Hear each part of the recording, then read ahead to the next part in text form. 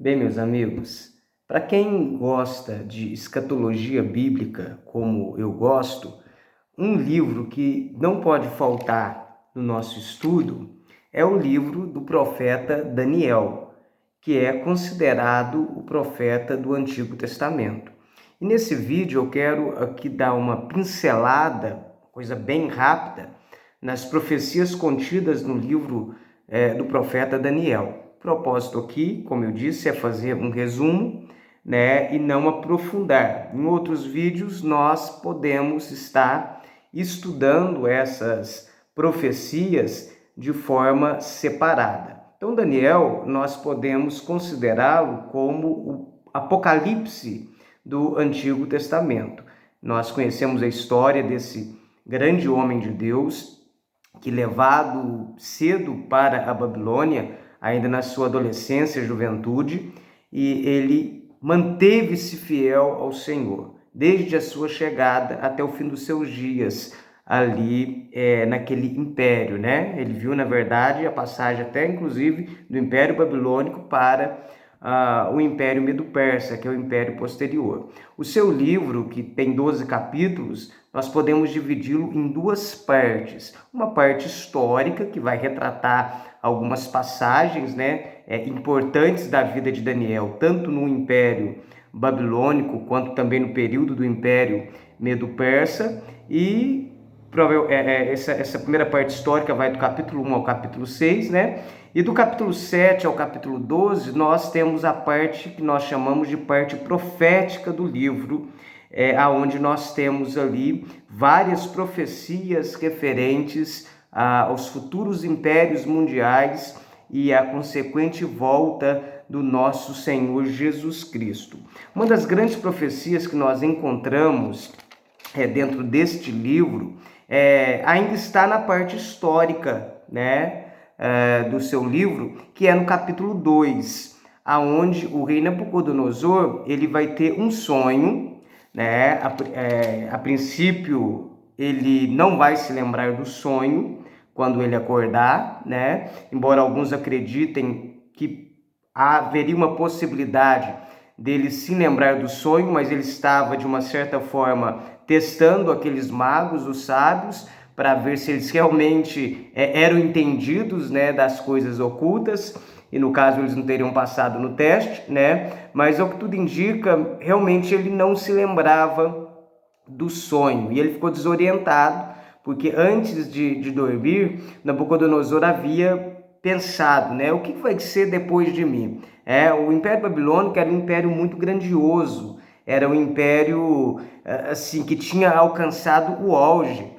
E Nabucodonosor desejou saber o que aconteceria no futuro. E Deus vai conceder a este rei pagão uma das profecias mais importantes, que sabemos que depois vai ser revelado aí para Daniel, né, o sonho que o rei teve, e ele vai se colocar diante do rei e vai explicar todo o sonho para o rei. Então esse sonho ele é muito importante e fala dos impérios mundiais a partir de Babilônia até o reinado do nosso Cristo. Então ele sonha com uma grande estátua, né? Essa estátua ela tinha uma cabeça de ouro, ela tinha peitos de prata, peitos e braços de prata, ela tinha o ventre, né, os quadris de bronze, pernas de ferro, e os dedos desta estátua eram ferros misturados com barro. E segundo, né, o sonho que Deus deu a Nabucodonosor, ele estava olhando e uma pedra que não fora cortada por mãos humanas, né, caiu nos pés ali da estátua e despedaçou toda a estátua. E aquela pedra que caiu cresceu, né, e dominou ali o mundo inteiro. Então, existe ali toda uma interpretação. Quem que é a cabeça de ouro? A cabeça de ouro é o Império Babilônico, é o próprio Nabucodonosor. Depois, os materiais, perceba-se que vai inferiorizando à medida que vai passando, porque nenhum dos outros impérios conseguiu chegar no poder, na força e na majestade do Império Babilônico. Aí nós temos depois os peitos e braços de prata, que é o império posterior ao Império Babilônico, que no caso aí é o Império Medo-Persa. Depois nós vamos ter, né, os ventres e quadris aí de cobre, né, o ventre e coxas de cobre, que é o Império Grego, uma referência ao Império Grego, tá certo? Que vai ser aí comandado por Alexandre o Grande. Depois nós temos as pernas de ferro, que é uma referência ao Império Romano. Inclusive, se for olhar, a gente tem, né, a estátua tem duas pernas. O Império Romano chegou um período da sua existência que ele foi dividido, né, em duas partes. Então, você tinha o Império Romano Ocidental e o Império Romano Oriental. Os dedos da estátua, né, no caso são 10 dedos, os teólogos acreditam que seja uma referência a um confederado de 10 nações que surgirá nos últimos tempos. Esse confederado de 10 nações é do meio dessas 10 nações que vai emergir o anticristo, para que a partir daí ele possa, através de diplomacia, através de guerras, sair numa conquista pelo mundo inteiro. A pedra que caiu e despedaçou a estátua é o reinado do nosso Senhor Jesus Cristo, que cremos nós aí que vai ser literal um reino de 1000 anos após o período de grande tribulação, né, que a terra vai passar. No fim desse período, Cristo volta, julga as nações, e estabelece esse período aí de 1000 anos que cremos nós. Existem várias posições a respeito do milênio, onde nós podemos gravar um vídeo falando sobre isso, mas nós somos de uma linha que acreditamos que o milênio é literal 1000 anos, e não um espaço indefinido de tempo que acontece desde a primeira vinda até a segunda vinda, ou um período até de tempo também, não sendo de 1000 anos, mas de paz sobre a terra, sob a influência do cristianismo, porque nós acreditamos que o milênio, antes de acontecer a volta de Cristo vai acontecer, né? Mas existe o pós-milenista, que ele crê que Jesus vai voltar depois do milênio. Ele acredita que o milênio é um período de tempo, assim, não literal de 1000 anos, mas um período de paz, de prosperidade que a terra vai enfrentar devido ao avanço do evangelho, ao avanço da igreja e pregação do evangelho, que vai impactar os povos, e os povos vão ter suas vidas transformadas. Então, a primeira grande profecia que nós temos em Daniel é no capítulo de número 3. Aí depois nós já vamos encontrar as outras profecias no período, né, ou na parte profética do livro, então, que vai do capítulo 7 ao capítulo 12. Então, no capítulo 7, nós vamos ter a visão de 4 animais. Esses 4 animais, de uma certa forma, estão relacionados à visão da estátua. Daniel vai ter visões, de uma certa forma, com elementos diferentes dentro dessas visões, mas que vão praticamente remeter a um mesmo sentido. Então, quando você pegar as profecias, por exemplo, dos 4 animais que ele vai ver, você vai ver que você consegue fazer uma ligação com o sonho da estátua de Nabucodonosor. Então, ele vai ver agora, né, no caso de Daniel, que vai ter essa visão, vai se ter elementos diferentes, não vai ser agora uma estátua, ele vai ter visões de animais, mas que estão interligados com o significado do sonho de Nabucodonosor. Então ele vai ver 4 animais. No capítulo 7, ele vai ver um leão que tem asas de águia. Depois ele vai ver o urso, tá? Que vai se levantar tendo 3 costelas entre os seus dentes, e vai ser falado para ele levantar e devorar muita carne. Depois ele vai ver um leopardo que tem 4 asas e 4 asas de ave nas costas e 4 cabeças. E por fim ele vai ver um animal terrível, espantoso, muito forte, que tem grandes dentes de ferro, olha o ferro aí aparecendo, e que tem 10 pontas, né, ou 10 chifres. Então essa profecia como eu falei, interligada com a estátua.